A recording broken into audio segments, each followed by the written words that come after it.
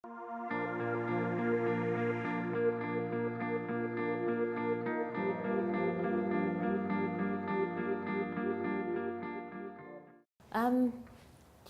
just really like to before I went on to what I did with this project, a little bit about overcrowding, because you probably most of you know these measures used many UK surveys, and we really know that this is related to health. And also the overcrowding, it's used as a material resources as an indicator, like area deprivation indices. One of the overcrowding is the one of indicator. And when you're thinking of overcrowding is meaning as the physical spaces. It is just really what we are trying to capture, or is just really another measure of the SES. So there are a couple overcrowding measures. As they already Natasha mentioned, the person per rooms. It's simply dividing number of the person by the number of rooms, excluding kitchen, toilet. The current ONS definition is the overcrowding anything 1.0 or over the 1.0. The other measure is bedroom standard, modified bedroom standard. They suggest by the shelter, the charity, the housing charity organization. This is in a nutshell, they use a set of the rules to derive ideal numbers for the bedrooms. And is anything that the subtraction is the overcrowding or either undercrowding. That's how they do it. But if you're interested in how to derive the formula, and then I can explain to you later. So the aim of this project is which overcrowding measure. It's really closely capturing the changes in household composition in the UK over time, and which the more focus is the which overcrowding measure. It's closely captured negative health aspect of overcrowding. And the third objective is if you change the overcrowding status, would change health change matter, but then I'm not covering for today. And for today's talk, how they did the harmonization simply looked quite simple, but then I had a bit of my own challenges as well. So I'd like to share with you and a bit of the picture of the overcrowding, cross-cohort comparisons, and the validation and association with health. So for this project, I used the 46 cohort, 58 cohort, BCS 70, 1970, Millennium cohort, and BHPS and the Understanding Society. The Millennium cohort is I think to add what Natasha already said about the past cohort study. Millennium cohort studies the children born in all across the UK, 2001, and the population representative sample, and the currently ongoing regular investigation ongoing, and the British Household Panel studies, they starting in 1991, looking at the household in the Great Britain. They followed up.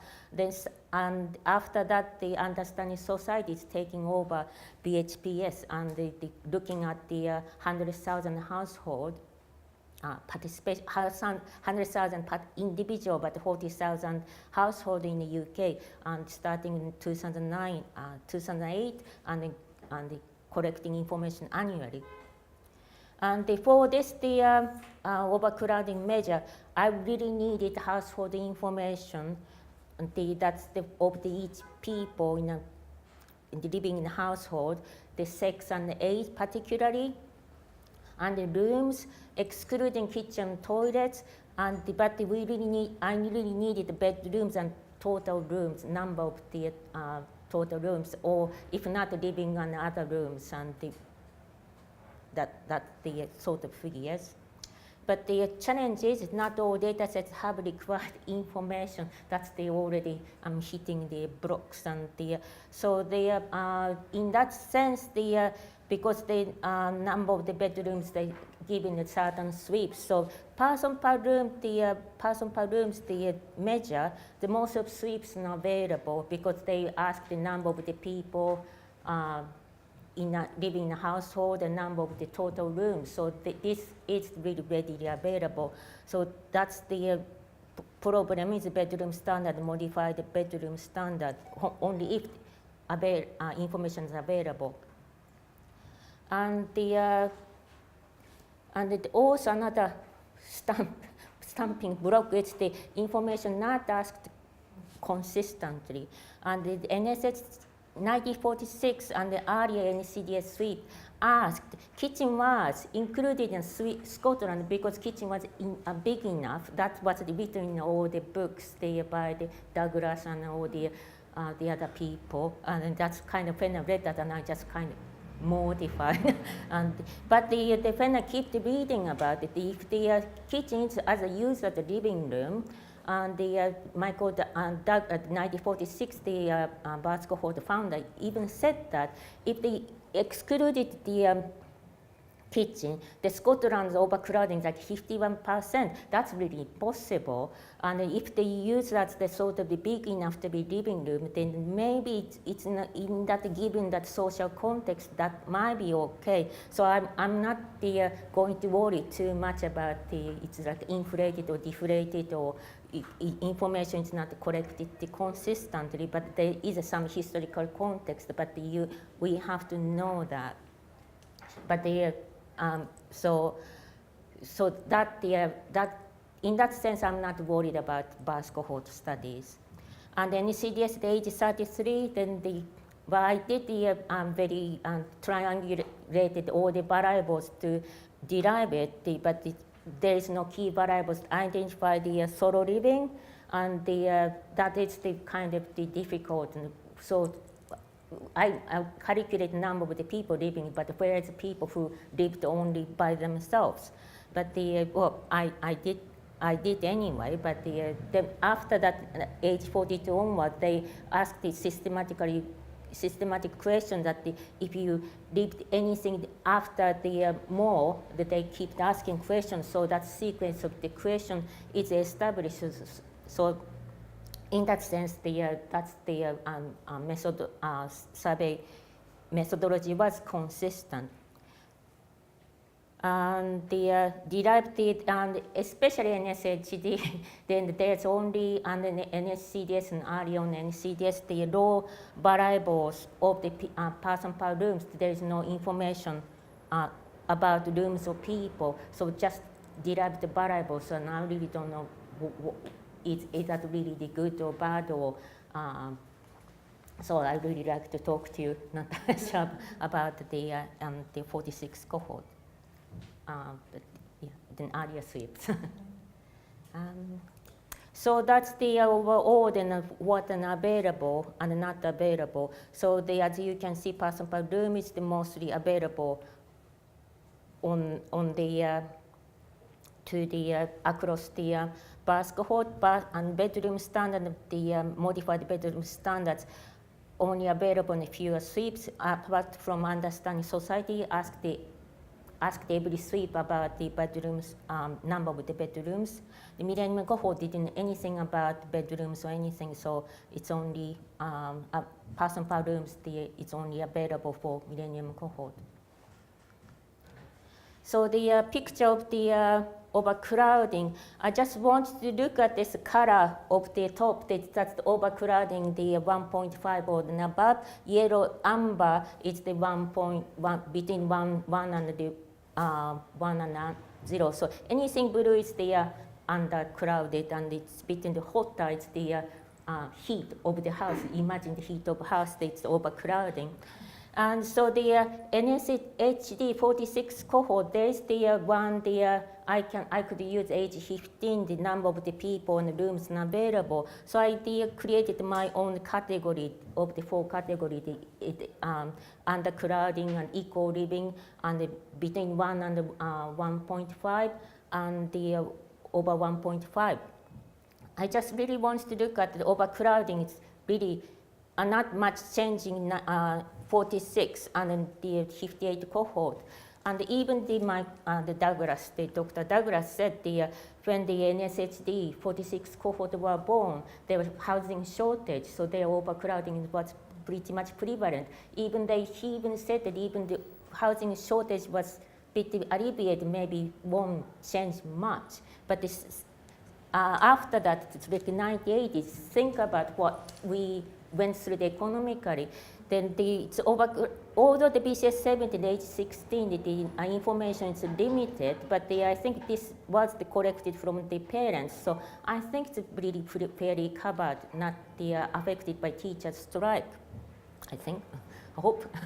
And so the overcrowding is really yesterday's history for the BCS the 1970. So that's what we think, but then I want you to look at the millennium cohort. When it's really the overcrowding, it's not much the big issue, but then over time that they growing, like age 7 and 11, somehow the overcrowding, the proportion is increasing. I think even the proportionally, it's not the big social issues, but why this is happening, then I like to take this up to maybe the further the studies, but for possibly the parents couldn't afford a bigger house or housing shortage or the affordability, and that might be they just cannot move up their housing ladder quickly. That's my guess, but maybe they just really like to see why who are these people who couldn't move up to their housing ladder or not. Or is that really the reason? So they are moving on to the validation part. So the which measure is better capturing socioeconomic status of the equivalent socioeconomic status.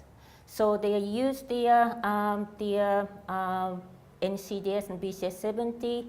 These are the age collected in age 30, information at around age 30, and they use their social position and education, age left full-time education and housing tenure, and specifically income. Then I really like to see how this correlates with all three measures.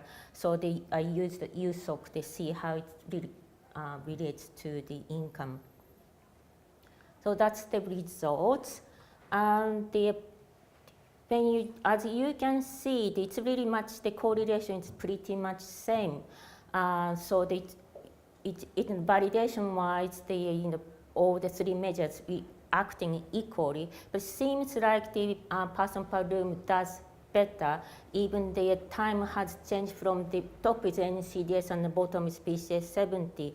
And the bedroom standard, it's a bit stumbled with the education in the BCS 70, but person per room really didn't match maintain the correlation with the education. So it appears to be as the indicator for the socioeconomic measure, person per room sounds like the bit of winner. And for the USOC, it's really didn't correlation look at the much change in a way. So I don't say I would say if any measure is the superior over one another. And for the now moving on to looking at for the longitudinal association and overcrowding measure with the crude association with NCDS, and overcrowding was taken age 33 and the health outcome is the 42. I didn't for this I didn't adjust for the previous health, but just really like to see how three measure correlates altogether or not at all. Each categories they presented separately. So I apologize for that. And it seems the overcrowding and the person per room and the bedroom standard, modified bedroom standard, all three measures equally correlate with the self-rated health, life satisfaction, and marriage score. And also, if you look at the moderately overcrowded, that is the category of the between 1 and the less than 1.5, that seems like the equally. But if you look at the before the equal overcrowding, and the odds of ratio is the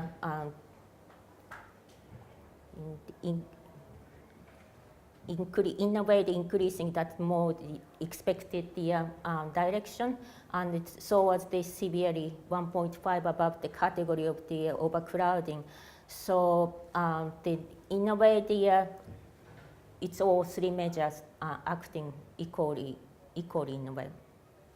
So they are moving just to summarize what we've been talking, what I've been showing, and it's really, if you really are looking at the very quick this socioeconomic measure as a socioeconomic measure on person per rooms, it's they really want to take it up. But the caution needs to be needed for the intervention if that is really kitchen included, not the kitchen, and I don't think they need to be recalibrated, but they like to have some discussion about the people who knows about the UK demography, and we maybe can write a paper about it.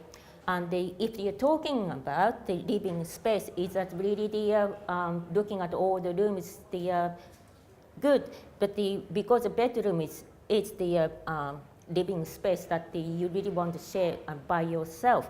And in that way, maybe the bedroom standard or modified bedroom standard shouldn't be discarded if you're talking about definition.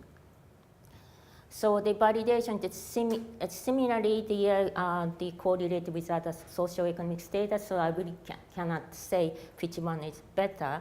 And there probably, if you're looking at socioeconomic measure, the other socioeconomic measure changes as well with the social construct. So even if you don't find a correlation, that might be the choice of socioeconomic measure itself, other socioeconomic status as well might have a different meanings to it. The longitudinal association with the health, again, it's really similarly associated with an expected direction. But if you use a bedroom standard, modified bedroom standard, because they really put them all together in the same gender of the children as one, based on the age category. So it's look like the overcrowding is smaller. So they severe people who are severely overcrowded, it's really less smaller category. So 4 category may be challenging. So I would say any would do, should restrict the person per room. If that is so, they really have to look at your definition of what you're trying to measure about the overcrowding. And the picture of the overcrowding changing rapidly, and changing family composition and the housing, like you just really have living in open space, and do you really consider this as just one room? So the definition maybe space may be changing, need to be changed over time as well. But in that aspect, and really like to emphasize, we need all measures like bedrooms and living rooms, just not total rooms, and they corrected constantly, consistently. That concludes my presentation. And I really thank the CROSSA for funding by the project. Also, Alison to be generously advising the whole course of the project, along with the other my advisor, the people, like Mel Bartley and Meena Kumari and Anna Vignoz and the shelter people. Thank you very much.